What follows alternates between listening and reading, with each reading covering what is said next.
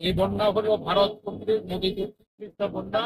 তার বান্ধবী শেখ হাসিনা বাংলাদেশের মানুষ তাকে প্রত্যাখ্যান করার পরে সে ভারতে আসতে হয়েছে। এই জন্য বাংলাদেশের মানুষের উপর এই প্রতিশোধ নিচ্ছে।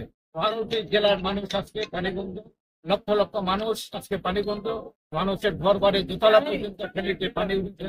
আপনার কুমিল্লা দেখেছেন, সিলেটে দেখেছেন, ঘর বাড়ি এই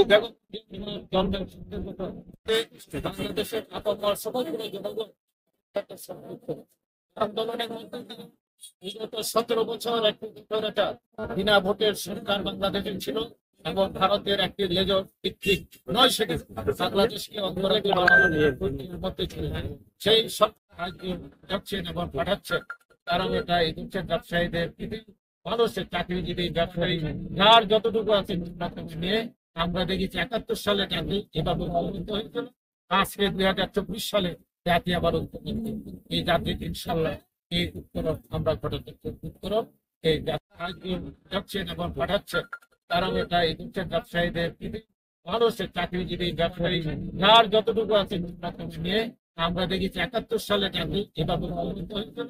আজকে 2024 সালে জাতি আবার এই জাতি ইনশাল্লাহ এই উত্তরণ আমরা ঘটাতে উত্তরণ এই জাতি নিজেরাই করতে পারবে। আমার একটা প্রশ্ন হলো যে